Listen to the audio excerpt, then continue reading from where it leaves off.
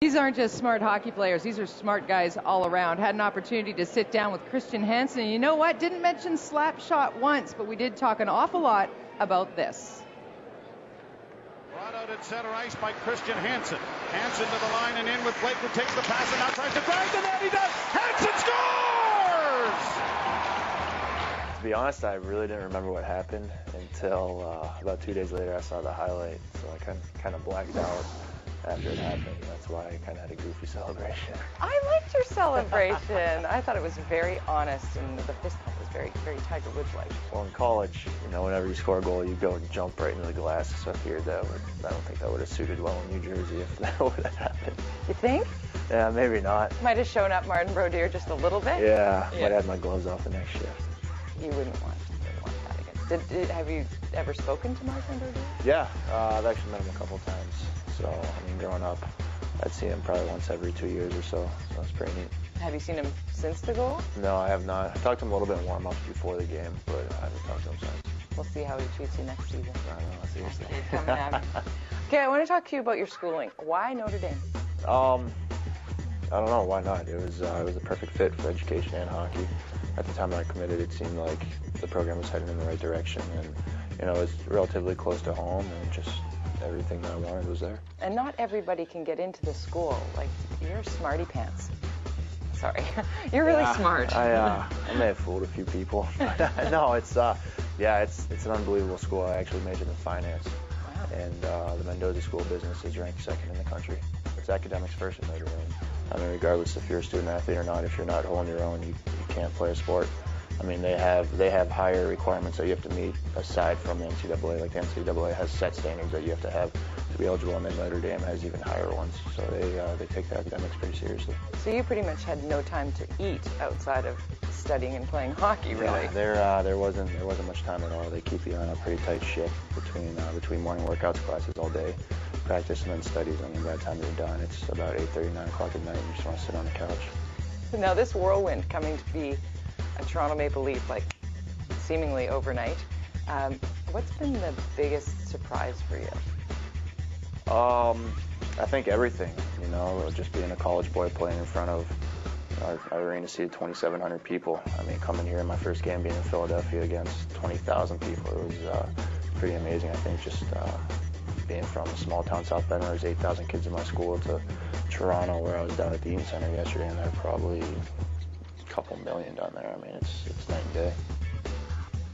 A solid individual, and certainly a Brian Burke type of player all the way around. We're going to take a quick break here on Molson Canadian Leaf Nation pregame, but don't go away, because up next, Killer stops by. Brian Kilrea going to share his secrets of coaching next. A little bit more this year being in Ottawa, and obviously with his final year, I was lucky enough to be part of those celebrations, and it's nice every time that I see him now, and we share a laugh or two.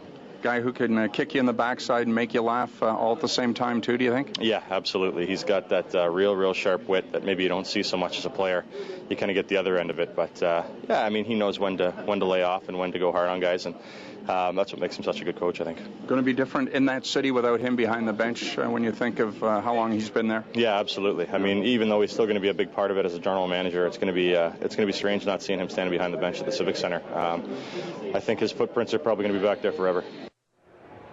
Well said indeed, and we're very honored to have the coach himself here with us tonight. Thank you for being with us. Well, thanks, Jody. Nice to be here. I can't imagine you have just one, but could you give us sort of your top memory of your hockey career thus far? Because you just told us that you're scouting as early as this morning, so yeah, you're still working. I love hockey and the people that I've met through it, but I don't think there's anything more than a highlight of the Hall of Fame.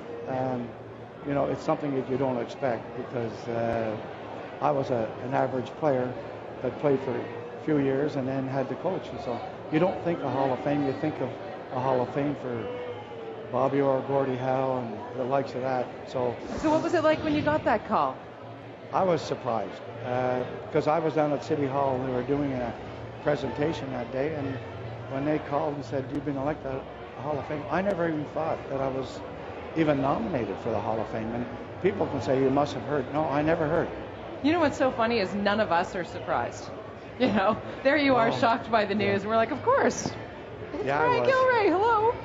No, I was really.